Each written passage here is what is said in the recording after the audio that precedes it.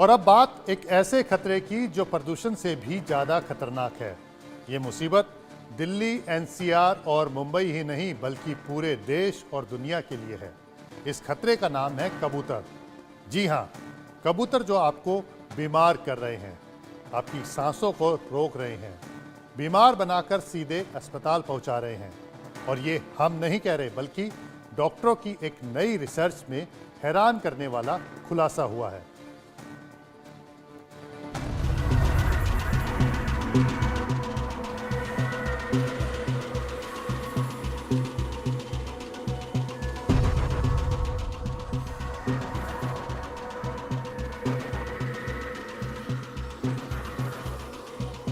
क्या आपके घरों के आसपास कबूतरों का बसेरा है?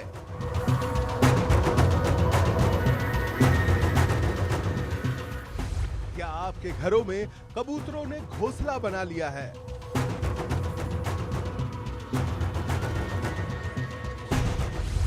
क्या आप सुख समृद्धि के लिए कबूतरों को दाना डालते हैं?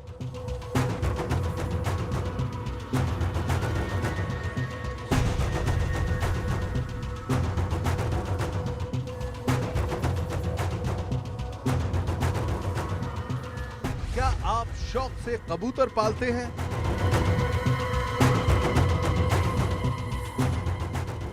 अगर हाँ तो सतर्क और सावधान हो जाइए, क्योंकि कबूतरों से यारी आपके जीवन पर भारी पड़ रही है। धीरे धीरे आपको मौत के मुंह तक पहुंचा रही है। हम ये आपको सिर्फ डराने के लिए नहीं बता रहे, बल्कि यही सच है। कबूतर आपको बीमार बना रहे हैं। जीवन को संकट में डालने वाली बीमारी हाइपर सेंसिटिविटी न्यूमोनाइटिस फैला रहे हैं। हाइपर सेंसिटिविटी न्यूमोनाइटिस फेफड़ों से जुड़ी एक बीमारी है। ये बीमारी लंबे समय तक कबूतर के पंख और बीट के संपर्क में रहने के कारण होती है। इस बीमारी के होने के बाद सांस लेने में तकलीफ होती है। हाइपर सेंसिटिविटी न्यूमोनाइटिस होने पर शुरू में फ्लू जैसे लक्षण महसूस हो सकते हैं। इसमें सर्दी और खांसी जैसी समस्याएं होती हैं। फिर धीरे धीरे सांस लेने में समस्या होने लगती है। ये इतनी गंभीर बीमारी है कि समय पर इलाज नहीं मिला तो मरीज की मौत भी हो सकती है। देखिए, पहली चीज़ ये है कि हाइपर सेंसिटिविटी न्यूमोनाइटिस जो है उसका एक मुख्य कारण जो है वो पिजन ड्रॉपिंग्स हैं। पिजन यानी कि जो कबूतर हैं उनकी लैट्रिन जो गिरती है उसकी वजह से होता है। ठीक है, इसको जो है वो आप ये कह सकते हैं कि पिजन निमोनियाज भी बोल सकते हैं। ठीक है, तो इसके अंदर क्या होता है कि जैसे आपकी लंग है वो एक ऑटो इम्यून रिएक्शन क्रिएट करती है अगेंस्ट ये जो आपके पिजन की ड्रॉपिंग है उसके जो कण हैं उसके अगेंस्ट, और उसकी वजह से जो है वो पूरे फेफड़े में सरल भाषा के अंदर जो है वो स्वेलिंग यानी सोजिश हो जाती है। स्पेशली उस एरियाज के अंदर जिन एरियाज के अंदर हमारा गैस एक्सचेंज होता है। साफ है, कबूतर आपके घर को बीमारियों का डेरा बना रहे हैं, आपकी सेहत के लिए खतरनाक साबित हो रहे हैं। लेकिन सवाल है कि कबूतरों से होने वाली बीमारियों से बचने का उपाय क्या है? आखिर कैसे कबूतरों से दूरी बनाई जाए? कैसे कबूतरों से छुटकारा पाया जाए?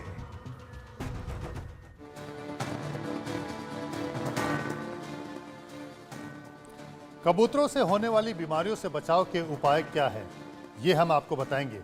लेकिन इससे पहले ये समझना जरूरी है कि हाइपर सेंसिटिविटी न्यूमोनाइटिस बीमारी जो कबूतरों की वजह से फैलती है वो कितनी खतरनाक है। और इसे समझने के लिए हम आपको दिल्ली के एक केस के बारे में बताते हैं।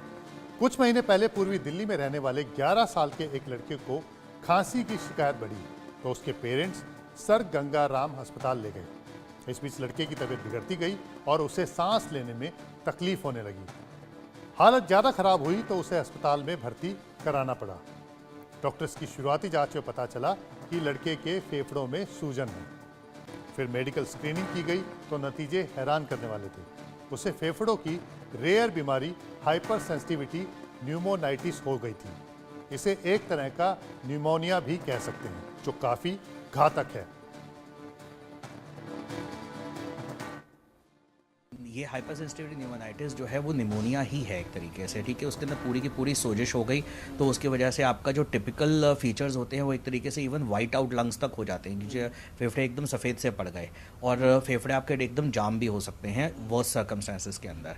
अब इम्पॉर्टेंट चीज़ ये है कि अब ये घातक का जहाँ तक सवाल आपने पूछा, तो जैसे मैंने आपको बताया कि इसके अंदर लंग्स की स्कारिंग भी हो जाती है, फाइब्रोसिस भी होती है। अगर प्रोलॉन्ग्ड एक्सपोजर यानी लंबे टाइम के लिए एक्सपोजर रहेगा और बहुत ज़्यादा एक्सपोजर चलता रहेगा तो धीरे धीरे वो फाइब्रोसिस बढ़ता चला जाएगा, जो परमानेंट डैमेज इसको बोलते हैं। और वो परमानेंट डैमेज अगर रहेगा तो लास्ट के अंदर सिचुएशन ये हो जाएगी कि व्यक्ति जो है वो पूरी तरह से ऑक्सीजन डिपेंडेंट हो जाएगा और हो सकता है कि उसकी मृत्यु भी हो जाए।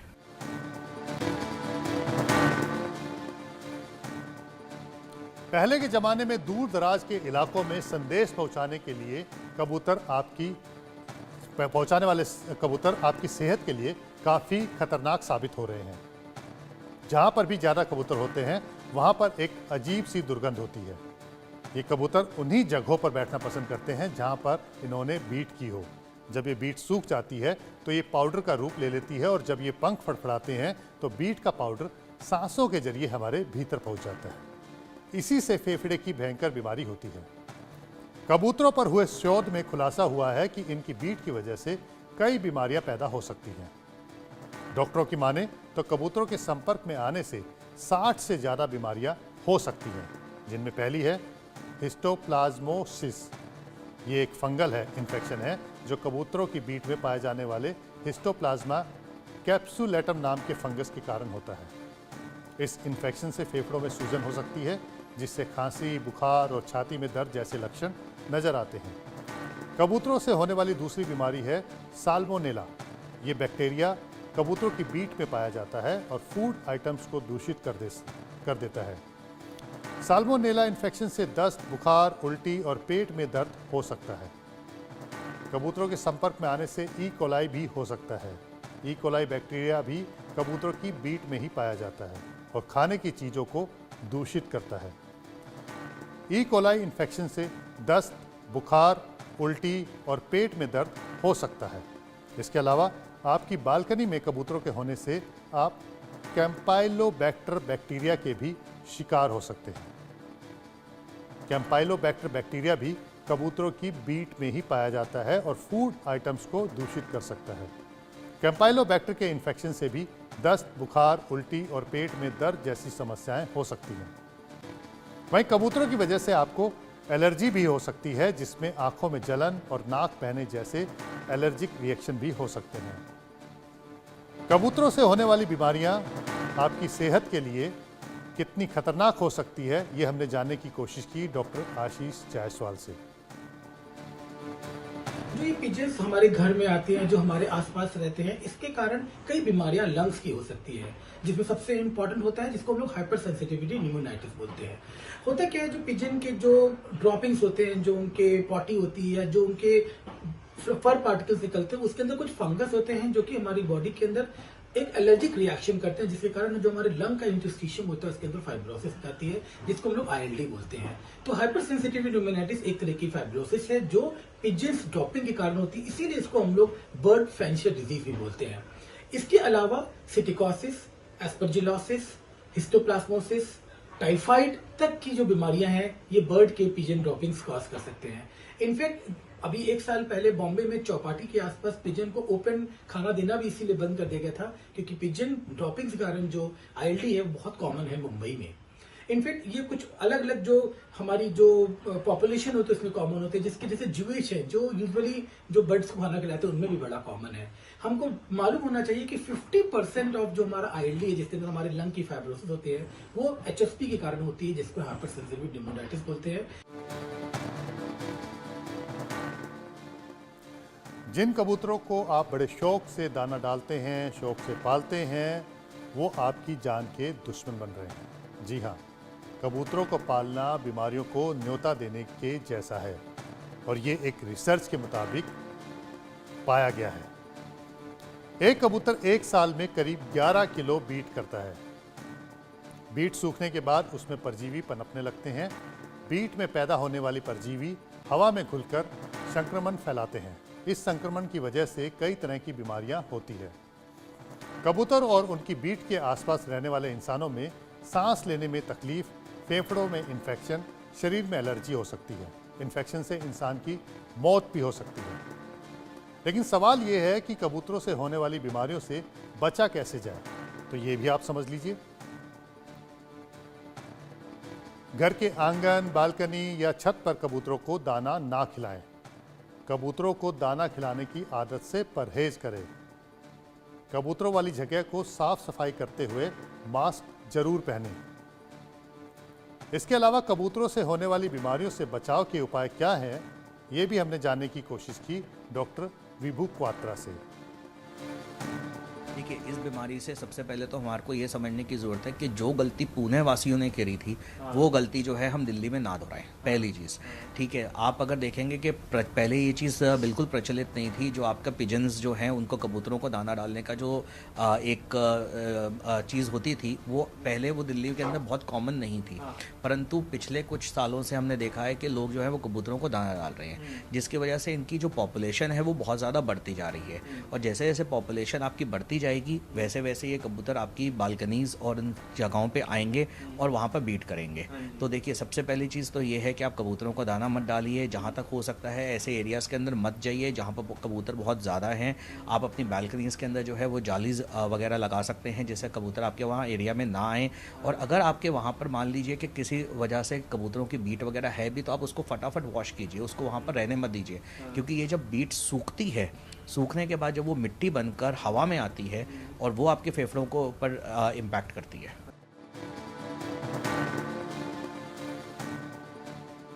दिल्ली, मुंबई जैसे बड़े शहरों में घरों की बालकनी में कबूतरों का डेरा आम बात है। आप इन शहरों में जो बड़ी बड़ी इमारतें देखते हैं उनकी बालकनी में कबूतर अपना घोंसला बना लेते हैं। कबूतरों की बीट और घोंसले से बालकनी में दुर्गंध आती है और अगर आपकी बालकनी या खिड़की पर भी बहुत ज़्यादा कबूतर आकर बैठते हैं और गंदगी करते हैं तो आप इनसे छुटकारा पाने के लिए अपनी बालकनी को नेट से कवर कर सकते हैं। बालकनी में विंड चाइम लगा सकते हैं, क्योंकि विंड चाइम की आवाज़ से कबूतर डरकर भाग जाते हैं। रिफ्लेक्टेड लाइट लगा सकते हैं, क्योंकि ये भी कबूतरों को डराने का काम करती हैं और भाग सकते हैं, क्योंकि इनकी वजह से उनको देखने में परेशानी होती है। आप नकली पक्षियों को भी अपनी बालकनी में लगा सकते हैं, क्योंकि कबूतर अपने आप को दूसरे बड़े पक्षियों से दूर रखना पसंद करते हैं और ये उनसे डर के मारे उड़ जाते हैं। जहाँ पर कबूतर बैठते हैं वहाँ पर लगातार पानी डालते रहें। सिरके और बेकिंग सोडा की महक से भी कबूतर दूर भागते हैं।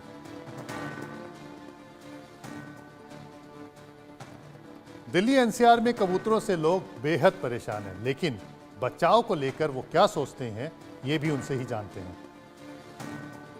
देखिए, मैंने फिलहाल तो अभी तक अपने घर में कोई कबूतर जाल नहीं लगाया है, लेकिन हाँ, जिस प्रकार ये विषय काफ़ी चर्चा में है तो मैं भी सोच रहा हूँ कि मैं अपने घर पे ऐसा कोई जाल लगाऊं कि जहाँ पे कबूतर वबूतर ना आए। और मेरे घर के सामने भी बहुत बड़ा एक ग्राउंड है जिसके अंदर कबूतर आते हैं। मैं तो बच्चों को भी मना करूँगा कि कम से कम उस पार्क में ना जाएं, क्योंकि ये जिस प्रकार ये गंभीर बीमारी फैल रही है और निरंतर अभी कोरोना से अभी हम उभरे भी नहीं हैं और एक और बीमारी हमारे देश में देखने को मिल रही है, तो ये बहुत चिंता का विषय है। जहाँ भी अगर कबूतर का आवाजावन होगा आपके आवास के आसपास या आपके निवास पे ही, उससे जो भी सोच करते हैं उसके अंदर जो दुर्गंध होती है वो दुर्गंध महकती फैलती है बहुत ज़्यादा, उससे सांस लेने की दिक्कत होती है सबसे ज़्यादा। इसलिए कहते हैं घरों में कबूतरों का आवास नहीं होना चाहिए। कबूतर जाल लगाया है आपने घर पे? हाँ, लगा हुआ है हमारा छज्जे पे जो लोग हाँ, जो लोग लगाते हैं पूरा प्रॉपर जाल बालकनी में भी लगा हुआ है ताकि कबूतरों का आवाजावन बंद हो उधर। सिर्फ भारत ही नहीं बल्कि पूरी दुनिया के लिए कबूतर बड़ी मुसीबत बनते जा रहे हैं। कई देशों ने तो कबूतरों को लेकर नियम कानून तक बना दिए, जिनमें कबूतरों को दाना खिलाना अपराध की श्रेणी में रखा गया है। 2001 में तो कई देशों ने कबूतरों की गंदगी के खिलाफ जंग ही छेड़ दी थी। 2001 में लंदन के ट्रफलगर स्क्वायर में कबूतरों को दाना डालने पर बैन लगा दिया गया। इटली के वेनिस में 2008 से कबूतरों को दाना डालने पर बैन है। अगर आप कबूतरों को दाना खिलाते पकड़े गए तो 700 यूरो यानी लगभग 60,000 रुपये का जुर्माना लगाया जा सकता है। बैंकॉक में तो कबूतरों को दाना खिलाने पर 3 महीने की जेल हो सकती है। ब्रिटिश शहर वाटरविले में कबूतरों को दाना खिलाने पर 80 पाउंड यानी करीब 7,500 रुपये का जुर्माना लगाया जा सकता है। वहीं अमेरिका के शहर लॉस वेगास में भी कबूतरों को दाना डालने पर बैन करने की तैयारी कर रहा है। कंबोडिया की राजधानी नोम पे में शाही महल के सामने कबूतरों को दाना डालना दंडनीय अपराध है, जबकि कुछ साल पहले कैटेलोनिया में कबूतरों को ओविस्टॉप नामक गर्भ निरोधक दवा खिलानी भी शुरू कर दी गई थी। वजह है कि कबूतरों के आने से इलाकों में गंदगी होती है, कबूतरों से संक्रमण फैलने का खतरा रहता है, इससे स्वच्छता पर भी असर होता है।